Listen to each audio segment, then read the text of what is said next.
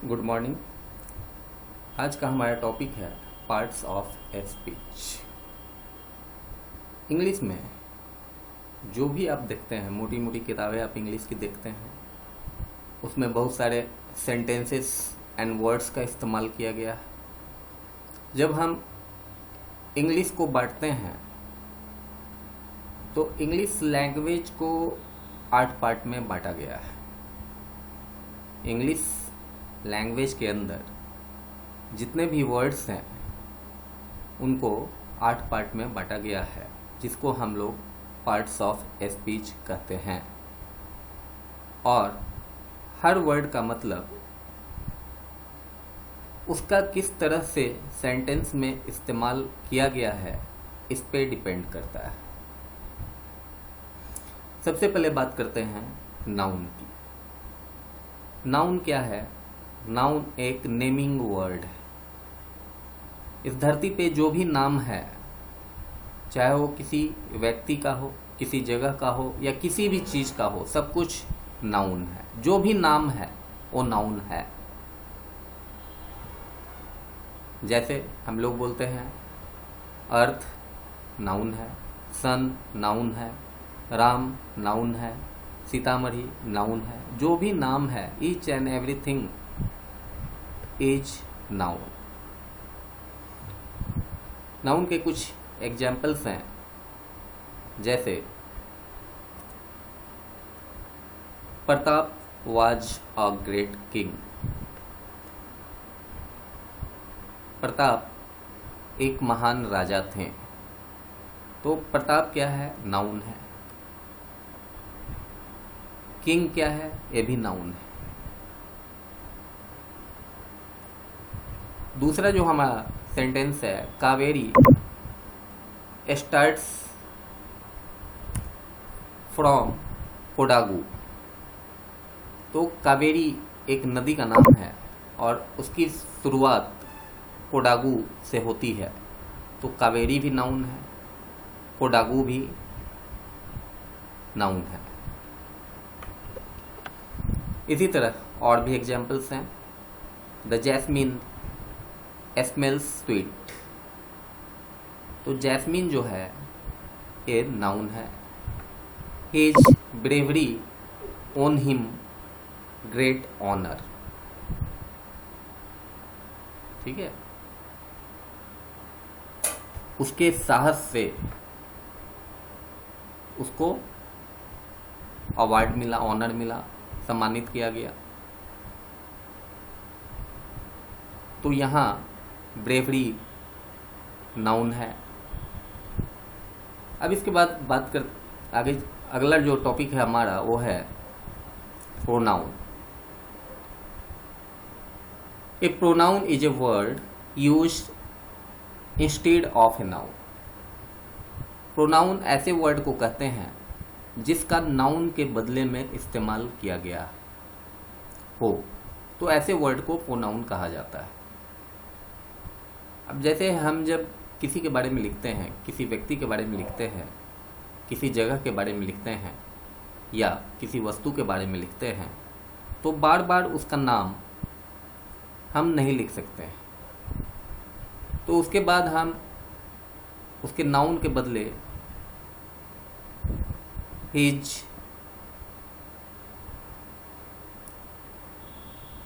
He, she, it, name, this, that, इस तरह के वर्ड्स का इस्तेमाल करते हैं और ये वर्ड्स प्रोनाउन होते हैं। एग्जाम्पल देखते हैं। Arjun is absent because he is ill. तो यहाँ अर्जुन नाउन है। अर्जुन अनुपस्थित है क्योंकि वह बीमार है। तो अर्जुन इज एब्सेंट, लेकिन इसी सेंटेंस में फिर दूसरा लाइन है ही इज इल। तो यहाँ ही अर्जुन के लिए यूज हुआ है और इसलिए यहाँ पे ही प्रोनाउन है। The boxes are where you left them. तो द बॉक्सेस यहाँ नाउन है, are where you left them बक्से वहीं पे हैं जहां तुम छोड़ आए हो। तो यहाँ यू प्रोनाउन है। अगला टॉपिक हमारा है एडजेक्टिव।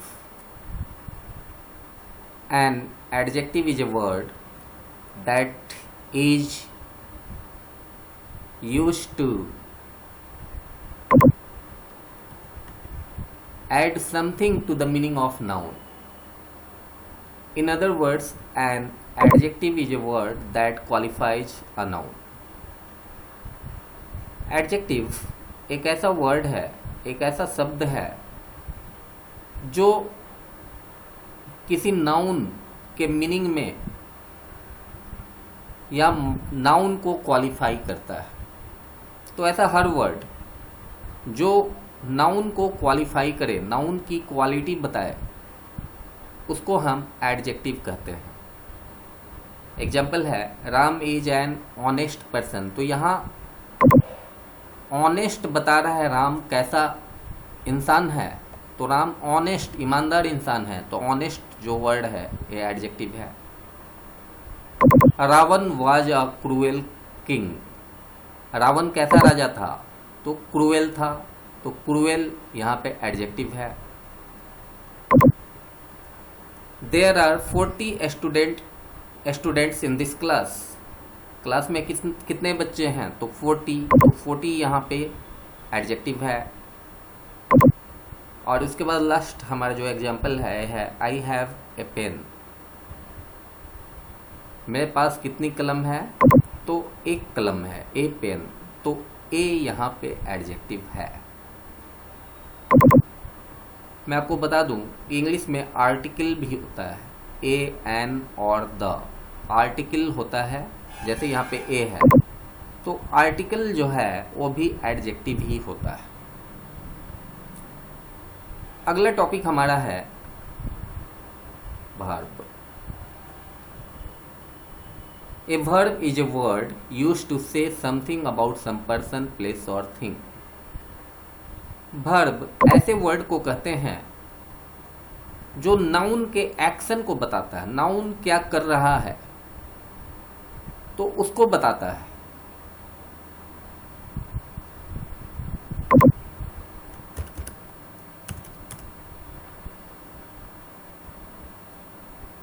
जैसे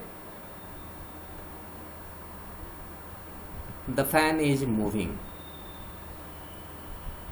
फैन नाउन है और फैन क्या कर रहा है, तो मूव कर रहा है। तो मूव करना वर्ब हो गया।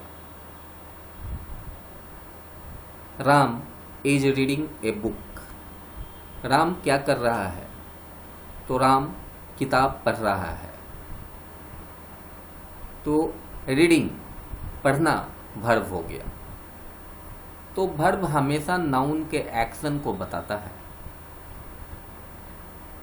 अब हम फिर वर्ब को जब बांटते हैं तो वर्ब को भी दो पार्ट में बांटा गया है। पहला होता है एक्जुलियरी वर्ब, जिसको हम हेल्पिंग वर्ब भी कहते हैं, और दूसरा होता है प्रिंसिपल वर्ब, इसको मेन वर्ब भी कहा जाता है। एक्जुलियरी वर्ब। एक्जुलियरी वर्ब का इस्तेमाल इंग्लिश में सेंटेंस के फॉर्मेशन में किया जाता है और ये 24 होते हैं। एक्जुलियरी वर्ब को भी जब हम बांटते हैं तो प्रेजेंट का अलग एक्जुलियरी वर्ब होता है, पास्ट का अलग एक्जुलियरी वर्ब होता है और फ्यूचर का अलग एक्जुलियरी वर्ब होता है। Am, is, are, have, has, do, does, can, may, must, ought, need, dare, ये प्रेजेंट के एक्जुलियरी वर्ब हैं, जिसका इस्तेमाल हम प्रेजेंट टेंस में जब कोई सेंटेंस लिखते हैं उसमें करते हैं। Was, were, had, did, could, should, would, might, used, ये पास्ट टेंस के एक्जुलियरी वर्ब हैं। इनका इस्तेमाल जब हम पास्ट टेंस में कोई सेंटेंस फॉर्म करते हैं तो उसमें करते हैं। और शैल और विल फ्यूचर टेंस के एक्जुलियरी वर्ब हैं। इसका इस्तेमाल जब हम फ्यूचर टेंस में कुछ लिखते हैं तो उसमें करते हैं। दूसरा वर्ब हमारा हो जाता है principal verb. Principal verb noun के एक्शन को बताता है। Words use for predicating about some person और thing are called principal verb. ये नाउन के एक्शन को बताता है। और प्रिंसिपल वर्ब को भी 4 पार्ट में बांटा गया है, जिसका जब हम टेंस पे कोई सेंटेंस फॉर्म करते हैं तो उसमें इस्तेमाल किया जाता है। पहला होता है प्रेजेंट का, दूसरा होता है प्रेजेंट पार्टिसिपल, तीसरा होता है पास्ट और चौथा होता है पास्ट पार्टिसिपल। प्रेजेंट में जैसे वॉक है, प्रेजेंट पार्टिसिपल में वॉकिंग हो जाएगा, पास्ट में वॉकड हो जाएगा और पास्ट पार्टिसिपल में वॉकड हो जाएगा। जितने भी प्रिंसिपल वर्ब होते हैं, आपको इंग्लिश ग्रामर के अंदर, इंग्लिश ग्रामर के जो भी बुक आपके पास हो तो उसके अंदर प्रिंसिपल वर्ब्स होंगे। और English speaking and writing communication skill को इफ़ेक्टिव बनाने के लिए आपके पास जितना ज़्यादा वर्ड पावर होगा उतनी अच्छी आपकी अंग्रेजी होगी। इसलिए आप लोग जो भी इंग्लिश ग्रामर की बुक आपके पास है तो उसमें जो भी प्रिंसिपल वर्ब के तीनों रूप हैं, चारों रूप हैं, तो इनको आप लोग याद कर लीजिए, मेमोराइज कर लीजिए।